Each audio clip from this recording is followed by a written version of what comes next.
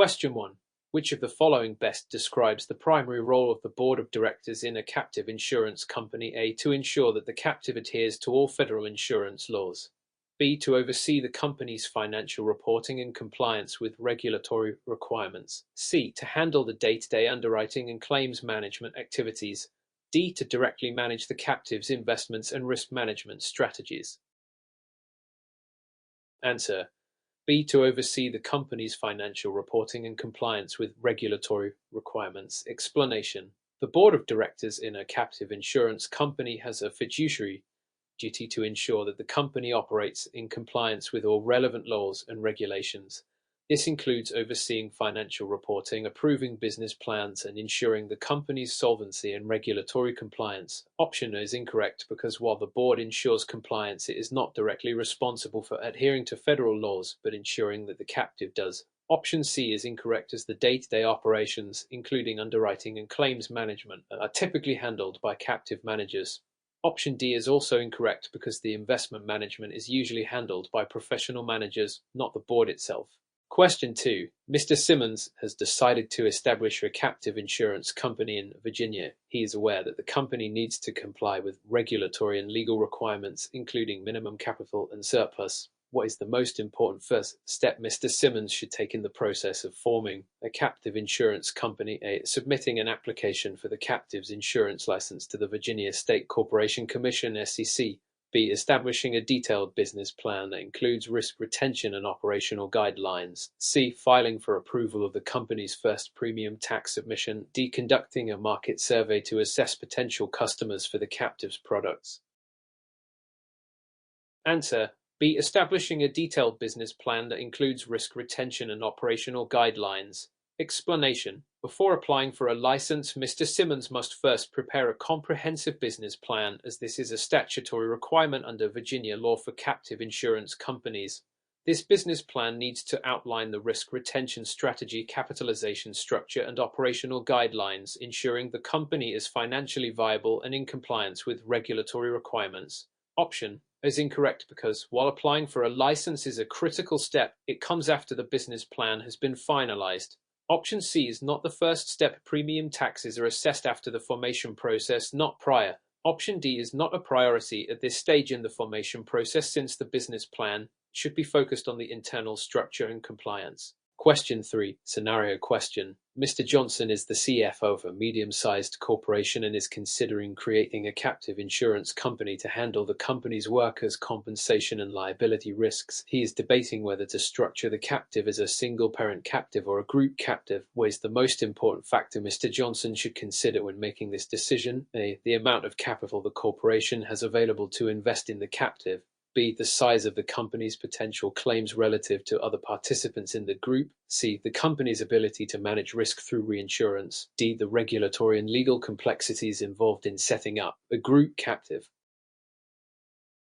Answer: D. The regulatory and legal complexities involved in setting up a group captive. Explanation: the decision between a single-parent captive and a group captive primarily depends on the legal and regulatory requirements. A group captive involves multiple parent companies and, as such, carries additional regulatory complexities such as governance structures, intercompany agreements, and the division of liabilities and premiums.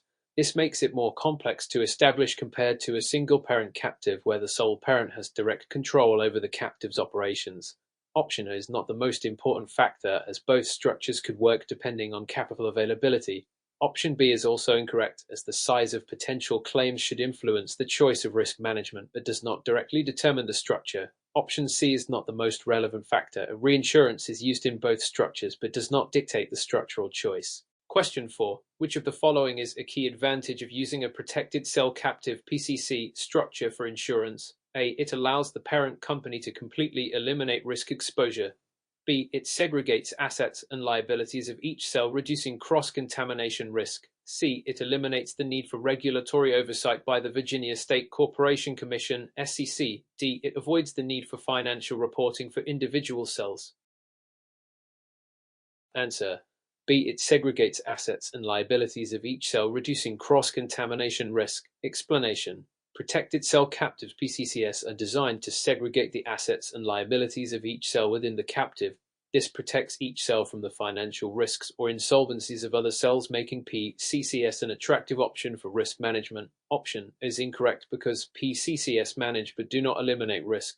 Option C is incorrect because regulatory oversight is required for PCCS by the SEC in Virginia.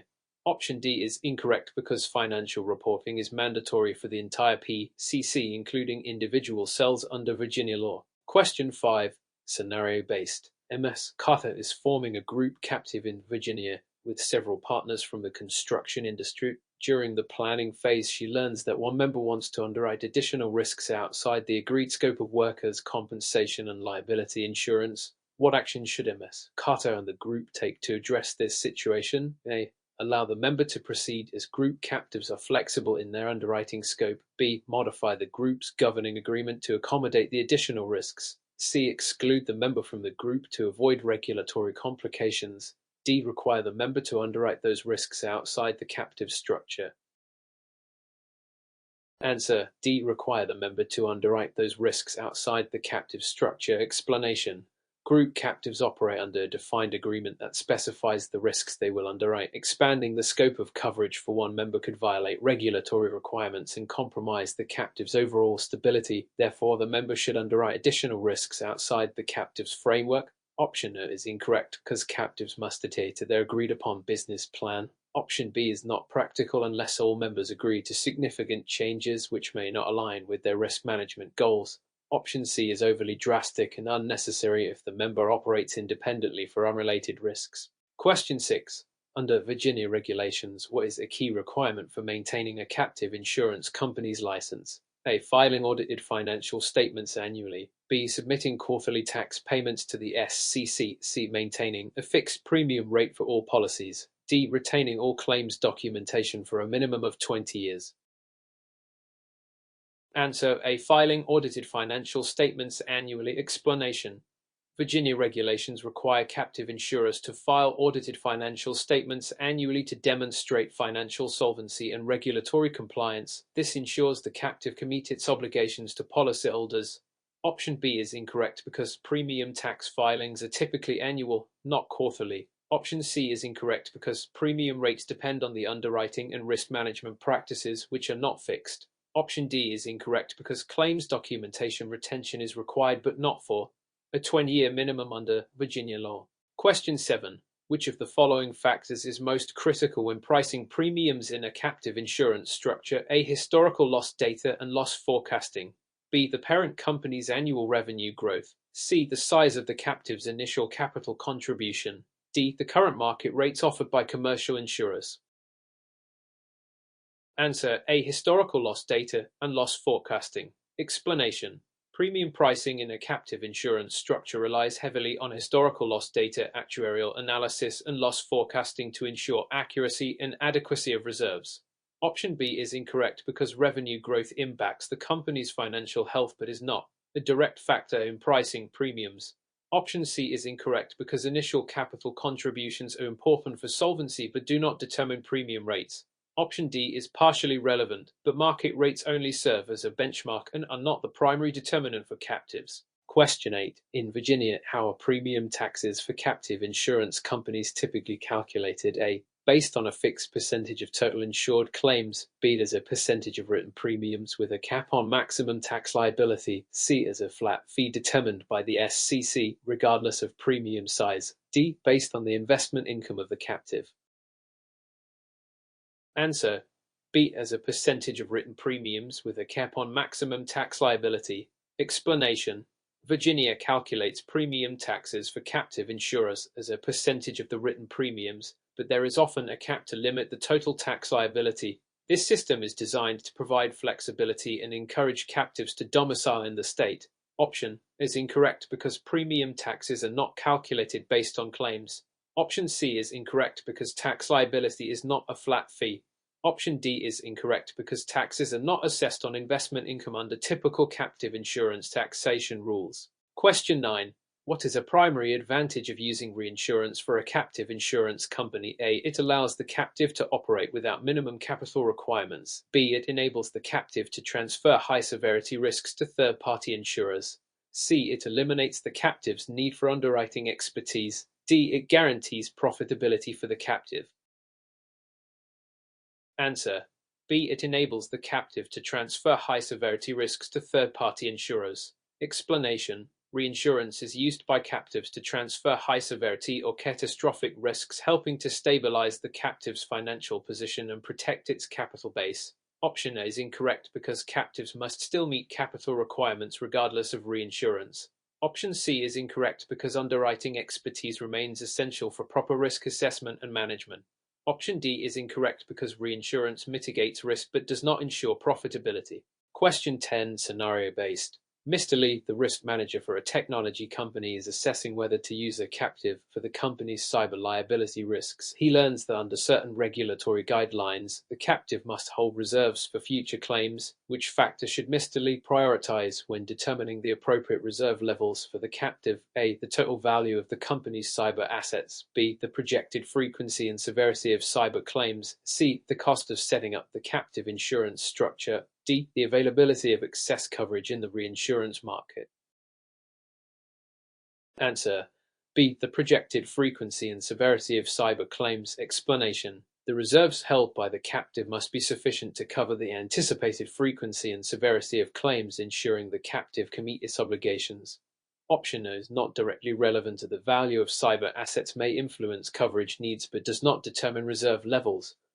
Option C is unrelated to ongoing reserve requirements. Option D, while relevant to overall risk management, does not directly impact the captive's reserves. Question 11. Under Virginia law, which of the following is required for forming a pure captive insurance company? A. Maintaining minimum capital and surplus as stipulated by the SCC.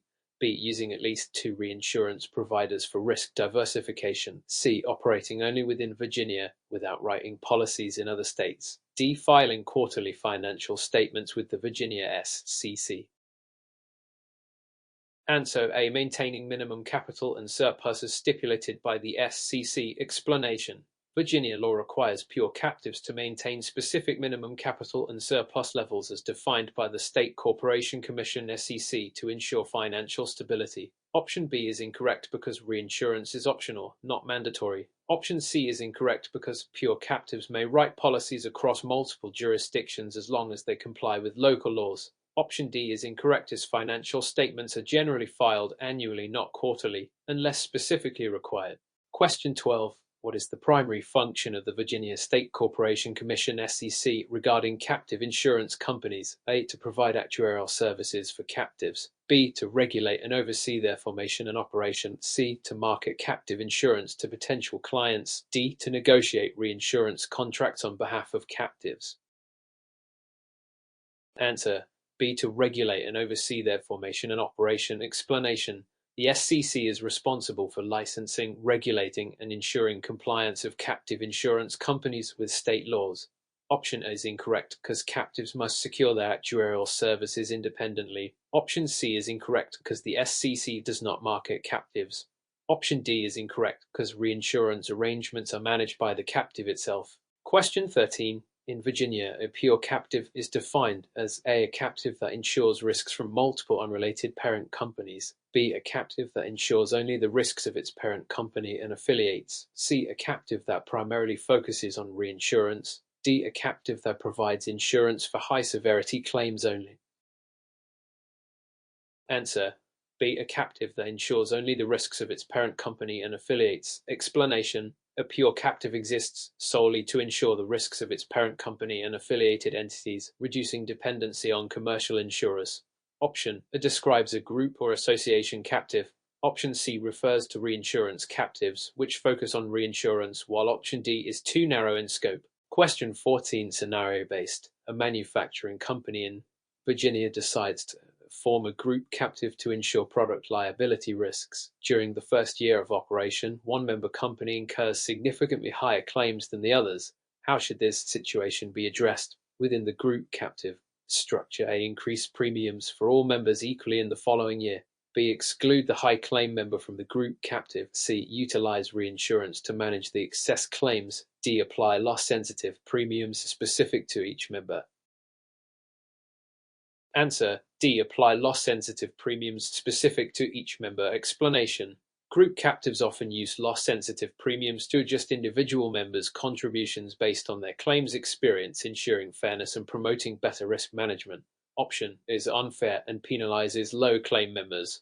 Option B is extreme and unnecessary if mechanisms for equitable premium adjustment exist. Option C may help manage claims, but it doesn't address future premium contributions directly.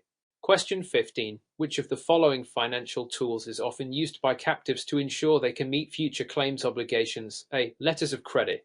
B. Premium finance agreements. C. Direct subsidies from parent companies. D. Variable interest rate loans. Answer A. Letters of credit. Explanation. Letters of credit are commonly used by captives to satisfy regulatory requirements for reserves, ensuring that adequate funds are available for future claims. Option B refers to a different financing mechanism unrelated to reserves. Option C, while possible, is not a standard financial tool for claims. Option D is unrelated to claims funding. Question 16. What is the primary benefit of using a risk retention GROR-AG under Virginia law? A. It allows policyholders to directly own and control the insurance entity. B. It eliminates the need for actuarial analysis. C. It bypasses regulatory requirements in all states. D. It ensures coverage for high-frequency, low-severity risks only. Answer A. It allows policyholders to directly own and control the insurance entity. Explanation. Risk retention GRORs are owned by their policyholders, giving them control over underwriting and claims management. Option B is incorrect because actuarial analysis remains essential. Option C is incorrect as ROGS must comply with federal regulations and those of domiciliary states. Option D misrepresents the types of risks and RRG can underwrite. Question 17. What is a key feature of sponsored captives in Virginia? A. They must underwrite risks for only one industry sector. B. They require the sponsor to provide financial backing for all losses. C. A can include participants who are unrelated to the sponsor. D. They are exempt from Virginia's annual reporting requirements. Answer C. They can include participants who are unrelated to the sponsor. Explanation. Sponsored captives allow unrelated participants to join as long as they comply with the captive structure and regulations. This makes them flexible for diverse risk-sharing arrangements. Option is incorrect because sponsored captives can serve multiple sectors. Option B misrepresents the sponsor's role, as participants typically bear their own risks. Option D is incorrect because reporting requirements still apply. Question 18. Under Virginia regulations, when can the SCC revoke a captive's license? A. When the captive underwrites less than $1 million in premiums annually. B. When the captive fails to maintain adequate reserves. C. When the captive operates in multiple jurisdictions. D. When the captive fails to increase premiums annually. Answer B. When the captive fails to maintain adequate reserves. Explanation. The SCC may revoke a captive's license if it fails to maintain adequate reserves, as this compromises financial stability and policyholder security. Option A is incorrect because premium volume alone does not determine license status. Option C is irrelevant if the captive complies with laws in all jurisdictions. Option D is incorrect because premium increases are not mandatory. Question 19. What is a common requirement for a captive's investment strategy under Virginia law? A. It must include only government bonds. B. It should prioritize liquidity to meet claims. C. It must align with the investment strategies of commercial insurers. D. It must achieve a fixed return rate annually. Answer B. It should prioritize liquidity to meet claims. Explanation. Virginia requires captives to maintain an investment strategy prioritizing liquidity to ensure claims can be paid promptly. Option A is incorrect because captives can invest in other asset classes. Option C is unnecessary as captives are not bound to commercial insurers' strategies. Option D is impractical because returns vary with market conditions. Question 20. Scenario-based. A Virginia-based captive insurance company decides to expand its coverage to include earthquake risks. What is the most critical factor the captive must evaluate before offering this new coverage? A. The demand for earthquake coverage among existing clients. B. The cost and availability of reinsurance for earthquake risks. C. The impact on premium tax rates in Virginia. D. The willingness of regulators to approve the new coverage. Answer B. The cost and availability of reinsurance for earthquake risks. Explanation. Earthquake risks are high-severity, low-frequency events that can significantly impact a captive's solvency. The cost and availability of reinsurance are critical for mitigating these risks. Option A is secondary to financial feasibility. Option C is not directly tied to the feasibility of underwriting earthquake coverage. Option D is important but follows after financial and operational considerations. Question 21. What is the primary distinction between a group captive and a pure captive? A. Group captives only insure risks of non-affiliated members. B. Pure captives are owned by their policyholders. C. Group captives require regulatory approval in fewer jurisdictions. D. Pure captives insure the risks of their parent company and affiliates only. Answer: D. Pure captives insure the risks of their parent company and affiliates only. Explanation: Pure captives are created to insure the risks of their parent company and its affiliates, while group captives provide coverage for a group of unrelated entities. Option A oversimplifies group captives, as they may include affiliated and non-affiliated members. Option B incorrectly describes group captives. Option C is incorrect because regulatory requirements depend on domicile laws. Question 22. In Virginia, what is one benefit of forming a captive insurance company? A. Captives are exempt from financial solvency regulations. B. Captives provide greater flexibility in policy design and pricing. C. Captives are not required to submit annual reports. D. Captives are guaranteed access to reinsurance pools. Answer: B. Captives provide greater flexibility in policy design and pricing. Explanation: Captive insurance companies allow for customized policy terms and pricing tailored to the specific needs of their insureds. Option is incorrect as captives are subject to solvency regulations. Option C is incorrect because captives must file annual reports. Option D is false because access to reinsurance depends on market conditions and agreements. Question 23. Virginia law mandates that a captive insurance company must have its principal office located A. in the state of Virginia, but it can operate elsewhere. B. anywhere in the U.S., as long as it complies with Virginia regulations. C. in Virginia, with operations limited to the state. D. in its parent company's home state, regardless of its operations. Answer: A. in the state of Virginia, but it can operate elsewhere. Explanation: Captives domiciled in Virginia must maintain their principal office within the state, but they may underwrite risks in other jurisdictions if compliant with relevant regulations. Options B and D contradict Virginia's statutory requirements, while option C incorrectly limits their scope of operations. Question 24. Which of the following is a requirement for risk retention GRGS operating in Virginia? A. They must be domiciled in Virginia to operate within the state. B. They must be federally chartered rather than state chartered. C. They must file financial statements with the SEC. D. They cannot provide liability coverage for medical professionals. Answer: C. They must file financial statements with the SEC. Explanation: Risk retention groups must comply with filing requirements, including submitting financial statements to the SEC. Option A is incorrect because RGS domiciled elsewhere can operate in Virginia if they meet state and federal regulations. Option B mischaracter as RGS, as they are chartered at the state level. Option D is incorrect because RGS can provide liability coverage for medical professionals. Question 25. Scenario-based. A Virginia-based group captive provides property insurance for its members. Following a catastrophic hurricane, the captive is faced with claims exceeding its reserves. What is the most appropriate course of action for the captive? A. Request additional capital contributions from members. B. Cease operations until all claims are resolved. C. Delay claim payments until reserves are replenished. D. Negotiate with the SEC to reduce payout amounts.